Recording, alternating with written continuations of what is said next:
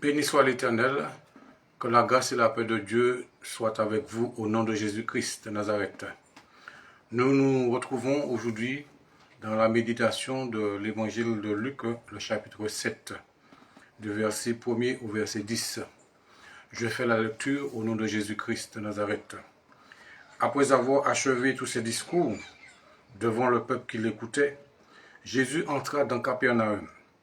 Un centenier avait un serviteur auquel il était très attaché et qui se trouvait malade sur le point de mourir. Ayant entendu parler de Jésus, il lui envoya quelques anciens des Juifs pour le prier de venir guérir son serviteur. Ils arrivèrent auprès de Jésus et lui adressèrent d'instantes supplications, disant « Il mérite que tu lui accordes cela, car il aime notre nation, et c'est lui qui a bâti notre synagogue. » Jésus, étant allé vers eux, n'était guère éloigné de la maison, quand le centenier envoya des amis pour lui dire « Seigneur, ne prends pas tant de peine, car je ne suis pas digne que tu entres sous mon toit. C'est aussi pour cela que je ne me suis pas cru digne d'aller en personne vers toi. Mais dis un mot, et mon serviteur sera guéri. Car moi qui suis soumis à des supérieurs, j'ai des soldats sous mes gardes. Et je dis à l'un, va et il va, à l'autre, viens et il vient, et à mon serviteur, fais cela et il le fait. Lorsque Jésus entendit ces paroles, il admira le centenier, et se tournant vers la foule qui le suivait, il dit, je vous le dis, même en Israël, je n'ai pas trouvé une aussi grande foi. De retour à la maison, les gens envoyés par le centenier trouvèrent guéri le serviteur qui avait été malade. Alléluia, que Jésus-Christ soit là dans l'admiration à cause de ta foi. Voilà, que ta foi puisse mettre Jésus en admiration. Et Jésus-Christ attend de beaucoup de nous cette admiration. Parce que le plus souvent, nous disons que nous avons la foi. Mais Jésus veut être admiré, il veut vraiment admirer notre foi. Il veut vraiment que cela puisse l'étonner. Quand Jésus-Christ a vu la foi de ce centenier, il a été dans l'admiration. Et dans beaucoup d'autres situations, des gens ont attiré l'attention de Jésus, ont attiré l'admiration de Jésus à cause de leur foi. Cet homme, vraiment, c'était quelqu'un qui était connu. C'était un homme qui était respecté dans son village. C'était un homme qui était là et puis qui avait fait beaucoup de choses pour la nation, pour le village. Et son serviteur était malade. Comme peut-être que vous avez quelqu'un de malade chez vous. Soit votre mère, votre père, soit vous avez un fils, vous avez une fille, vous avez un membre de votre famille qui est malade. Soit chez vous, soit à l'hôpital, soit quelque part. Et voilà ce qui s'est passé. Ayant entendu parler de Jésus, donc cet homme, il envoya quelques anciens de Juifs pour prier Jésus de venir guérir son serviteur. Donc certainement, vous avez déjà entendu parler de Jésus. Depuis peut-être votre jeunesse, depuis votre enfance, vous avez connu l'histoire de Jésus. Vous savez qui est Jésus. Chaque Noël, fin d'année, les gens fêtent la naissance de Jésus. Même les gens qui n'ont même pas donné leur vie à Jésus parlent de Jésus, fêtent la naissance de Jésus. Mais il faut savoir que cet homme a entendu parler de Jésus. Non seulement il a entendu parler de Jésus, mais il a entendu parler des miracles que Jésus faisait. Parce que entendre parler de Jésus, ce n'est pas simplement entendre le nom de Jésus. Mais on connaît Jésus à cause des miracles qu'il a fait, à cause des prodiges, à cause des guérisons, à cause des délivrances qu'il a opérées partout où il passait. Donc cet homme croyait que Jésus pouvait faire quelque chose pour son serviteur. Et vous qui avez entendu déjà parler de Jésus, vous avez déjà lu certainement la Bible, vous avez déjà entendu l'Évangile, vous avez déjà peut-être entendu une ou plusieurs prédications dans une église, dans un séminaire, dans une conférence, peu importe, à la télévision, sur Internet. Donc vous avez certainement déjà entendu parler de Jésus. Et vous avez quelqu'un qui est malade chez vous. Vous avez un membre de votre famille qui est malade, soit chez vous et à l'hôpital. Que faites-vous? Pourtant, vous savez Vous croyez que Jésus guérit. Vous croyez que Jésus délivre. Vous croyez que jusqu'à maintenant, Jésus-Christ, il est vivant, il est ressuscité, et il agit encore sur la terre, dans les cieux, partout, par son esprit, par sa puissance. Donc, qu'est-ce que vous faites? Ce centenier, ayant entendu parler de Jésus, envoya les anciens vers Jésus pour le prier de venir guérir son serviteur. Mais vous n'avez pas besoin d'envoyer quelqu'un pour pouvoir vous adresser à Jésus. De là où vous êtes, de votre chambre, dans l'hôpital, peu importe là où vous êtes, si vous croyez que Jésus-Christ guérit, si vous croyez que Jésus-Christ délivre, faites appel à lui. Vous n'êtes pas obligé de passer par quelqu'un pour que Jésus-Christ puisse intervenir dans la vie de la personne qui est malade. Que ce soit votre fille, votre fils, que ce soit votre mari, votre femme, votre mère, votre père, que ce soit un membre de votre famille ou une connaissance. Donc, étant donné que vous avez déjà entendu parler de Jésus et vous savez de quoi Jésus est capable, même si vous ne le voyez pas de vos yeux, mais vous croyez qu'il est vivant, qu'il existe, qu'il est réel. Donc, faites appel à Jésus pour la personne qui est malade. Demandez à Jésus de guérir cette personne. Et Jésus-Christ aussi a le pouvoir, l'autorité et la puissance d'intervenir miraculeusement dans le corps de cette personne. Il a le pouvoir, l'autorité et la puissance de guérir, de toucher ce malade, où que cette personne soit. Même si la personne n'est pas à côté de vous, la personne peut être au bout du monde. Il faut savoir que la foi en Jésus n'a pas de frontières. Quand vous croyez vraiment en Jésus, quand vous croyez que Jésus-Christ est tout puissant, qu'il a reçu tout pouvoir de son Père, dans le ciel, sur la terre, partout, Jésus-Christ a le pouvoir de guérir la personne qui est malade chez vous, dans votre famille. Il faut le croire. Faites appel à lui. Faites appel à Jésus pour qu'il puisse intervenir miraculeusement dans la vie de la personne qui vous est chère, que ce soit votre père, votre mère, un membre de votre famille, et qui est malade. Donc il n'est pas trop tard pour la personne. Parce que la Bible nous dit dans Luc chapitre 7, le verset 3, il arrivait auprès de Jésus et il lui adressait d'instantes supplications. Il mérite, parce que cet homme, il était connu. Il était connu de sa nation. Il était connu de son village. Donc c'était quelqu'un de populaire. Mais cet homme a dit que Seigneur, ce n'est pas la peine de te déplacer. Tellement qu'il n'osait même pas que Jésus-Christ vienne chez lui. Il n'était pas digne. Il ne se sentait pas digne que Jésus-Christ vienne sous son toit. Mais il a fait agir sa foi. Il a fait agir sa foi. Ça veut dire que peu importe là où vous êtes, faites agir votre foi. Faites agir votre foi. Quelqu'un peut être malade au bout du monde. Priez, invoquez le nom de Jésus en faveur de cette personne. Et vous allez voir que Dieu est tout puissant pour toucher la personne là où elle se trouve. Même si vous ne voyez pas cette personne de vos yeux, mais Jésus-Christ est capable de toucher cette personne. Au nom de Jésus-Christ, vous pouvez intervenir par la prière. Adressez-vous à Jésus tout simplement. Demandez-lui de toucher la personne là où elle est. Et c'est ce que ce centenier a fait. Il a demandé vraiment que les anciens puissent aller pour appeler Jésus. Mais cet homme, après, ils arrivaient auprès de Jésus, il lui adressait d'instantes supplications. Seigneur, il mérite que tu lui accordes cela, car il aime notre nation et c'est lui qui a bâti notre synagogue. Jésus étant allé avec eux, n'était guère éloigné. Jésus n'était même pas arrivé tout près de la maison. Quand un centenier, c'est quelqu'un qui avait la responsabilité de 100 soldats. Voilà, c'était quelqu'un qui avait la responsabilité de gérer une équipe de 100 soldats. C'est ce qu'on appelle centenier. D'accord? Donc, le centenier envoya des amis pour lui dire, Seigneur, ne prends pas tant de peine, car je ne suis pas digne que tu entres sous mon toit. Il ne se sentait pas digne de recevoir Jésus-Christ sous son toit. Il avait du respect pour Jésus.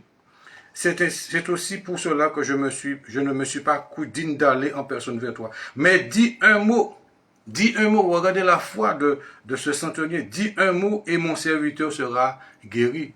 Jésus n'était pas encore entré dans la maison, là où le serviteur était malade. Mais le centenier a dit à Jésus, Seigneur, je crois qu'en disant un mot, que mon serviteur sera guéri. Donc toi aussi, tu peux t'adresser à Jésus. Tu peux dire, Seigneur Jésus, dis un mot. Et je crois que mon frère sera guéri, ma soeur sera guérie, mon enfant sera guéri, ma mère, mon père, peu importe le membre de ma famille, je crois que la personne pour qui je prie, sera guéri. Seigneur, dis seulement un mot. Jésus attend que tu puisses lui parler de cette manière. Jésus attend que tu puisses t'adresser à lui de cette manière. Dis seulement un mot. Vous savez que Jésus n'a pas besoin de faire beaucoup de cinéma pour pouvoir guérir quelqu'un, pour pouvoir toucher quelqu'un. Votre foi peut toucher, déclencher le miracle. Ta foi déclenche le miracle. Et ta foi doit amener Jésus à l'admiration. Cet homme a dit, Seigneur, dis seulement un mot. Voilà, il n'a même pas voulu que Jésus-Christ vienne toucher le malade. Et oui, parce que aujourd'hui, on dit qu'il faut que le pasteur vienne. Oui, le pasteur peut venir, mais par votre foi aussi, Dieu peut intervenir directement dans votre vie. Et oui, c'est pas obligatoirement que Dieu passe par un homme pour pouvoir. Beaucoup de gens ont été guéris sans pour cela qu'il y ait une intervention humaine. Donc, si vous avez la foi, vous dites Seigneur, Seigneur Jésus, dis seulement un mot et je serai guéri. Prononce un mot, étends ta main et je crois que je vais recevoir ma guérison. Seigneur, dis un mot pour que cette personne pour qui je prie, qu'elle soit guérie. Et Dieu a le pouvoir de le faire. Le centenier n'a pas cherché à ce que Jésus-Christ vienne dans sa maison pour pouvoir toucher cet homme. Non, il a cru tout simplement que Jésus pouvait guérir à distance. La foi, c'est ça. La foi, c'est une ferme assurance des choses qu'on espère, une démonstration des choses qu'on ne voit pas. Donc, la foi va t'amener à Jésus dans l'admiration lorsque tu sauras agir ainsi. Seigneur, dis seulement un mot et je crois que cela se fera. Jésus attend une telle foi.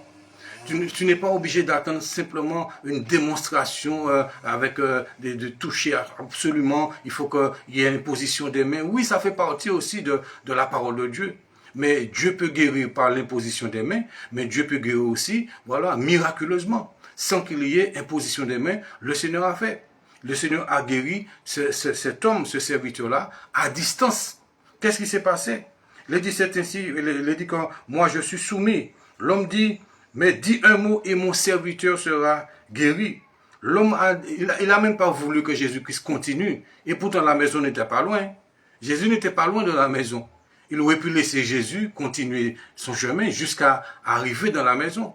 Mais il a dit Jésus, mais non, mais en lui-même, il a dit, Seigneur, je crois que tu peux guérir cet homme. Même si tu ne viens pas dans la maison, mais je crois que par ta parole, cet homme peut être guéri. Et c'est ce qui s'est passé. Il a dit à Jésus, dis seulement un mot et mon serviteur sera guéri. Et c'est ce que Jésus-Christ attend de chacun de vous. Qu'il te soit fait selon ta foi. Ce que tu dis, crois que ce que tu dis arrivera au nom de Jésus. Et tu le verras s'accomplir. Voilà. Tu n'as pas besoin forcément qu'il y ait une intervention obligatoire d'un être humain, d'un homme, d'une femme. Mais si tu crois que, en parlant ainsi, tu dis Seigneur, dis seulement un mot, et je crois que cela se fera. Donne seulement un ordre, et je crois que cela se fera. Vous verrez que cela va se réaliser. C'est ce genre de foi qui étonne le Seigneur. Le Seigneur veut que notre foi puisse l'amener à l'admiration. Voilà, la foi qui amène Dieu à l'admiration. Et Jésus-Christ, il a admiré la foi de cet homme. Cet homme n'avait pas besoin qu'il y ait une démonstration, d'imposition de main, tout cela. Non, voilà. Il a dit, dis seulement un mot et mon serviteur sera guéri. Il a dit que cet homme expliquait, lui-même il donne des ordres, il a 100 soldats sous ses ordres, et lorsqu'il ordonne à ses soldats de faire quelque chose, les soldats obéissent tout simplement. Les soldats exécutent ce que lui, il ordonne de faire. Donc Jésus même, lorsqu'il a entendu cette parole, lorsque l'homme lui a dit, dis seulement un mot, voilà, l'homme ne l'a même pas laissé arriver dans la maison, Jésus a dit, je vous le dis, même en Israël, je n'ai pas trouvé une aussi grande foi. Et Israël, il y avait des milliers de personnes en Israël, il y avait plus de 500 000 personnes, même plus. En Israël, il y avait beaucoup de... Jésus-Christ a dit que je n'ai pas trouvé une aussi grande foi.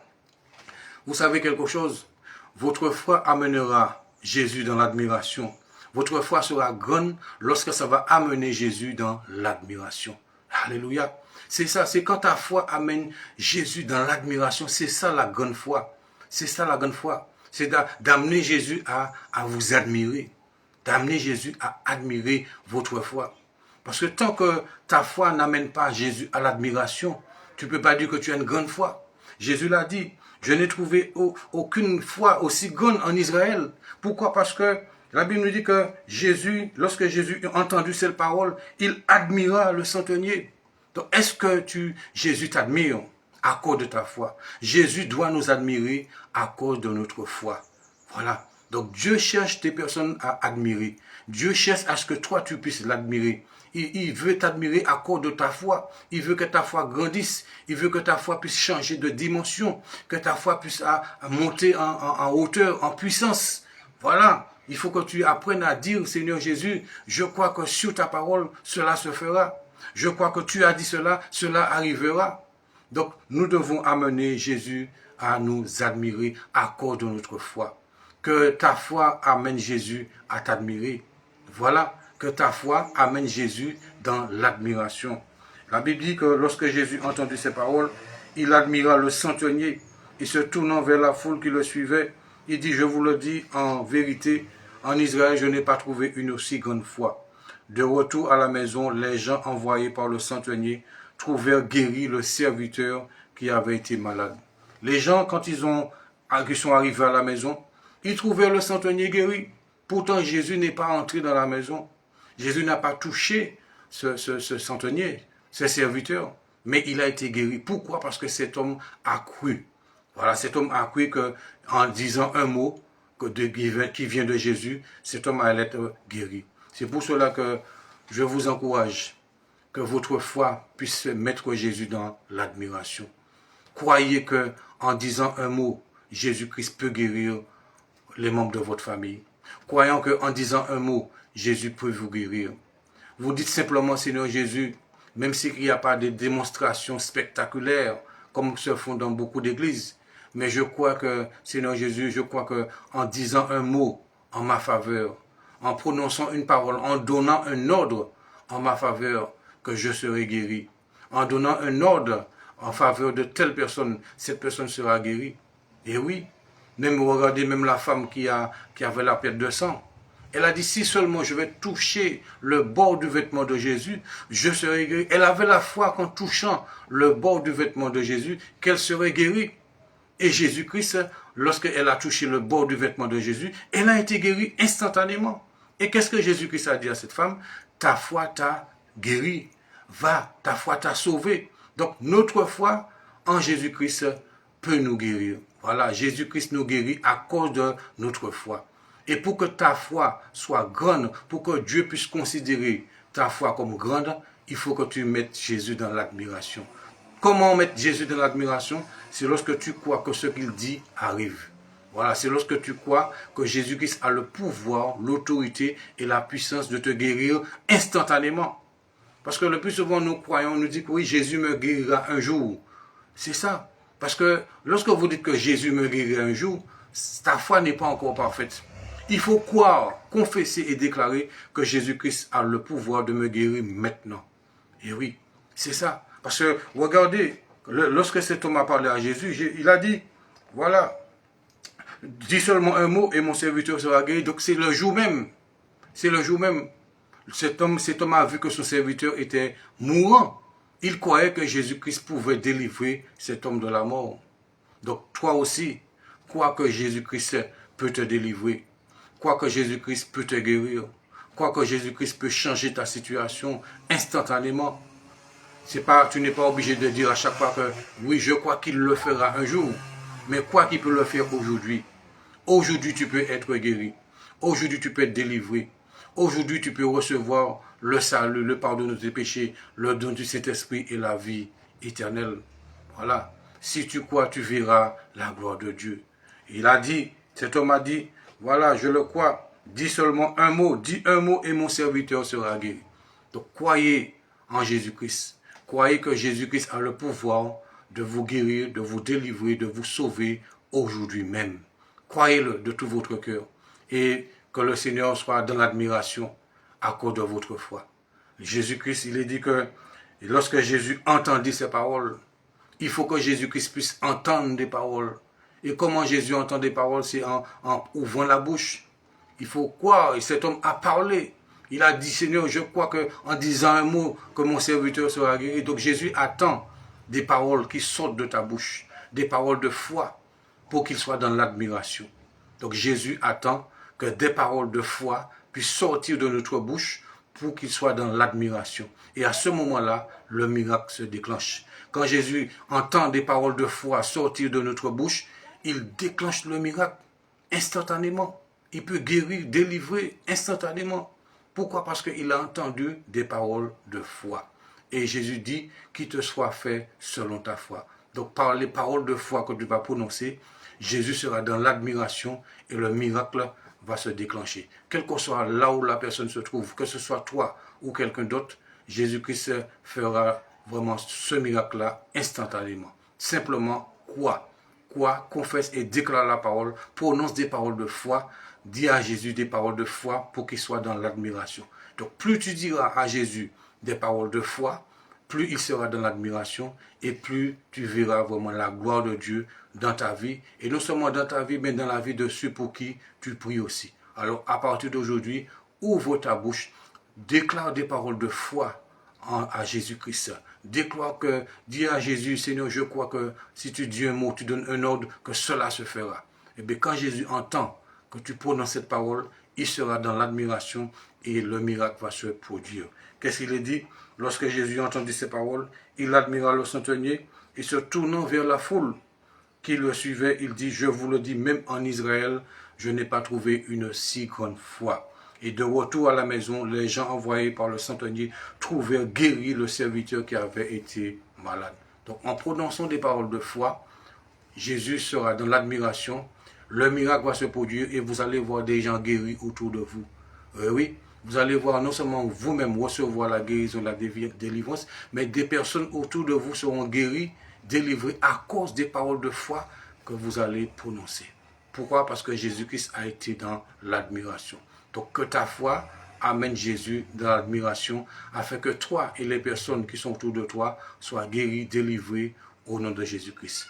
À très bientôt pour la suite de cette méditation. Que Dieu vous bénisse et à très bientôt. Merci.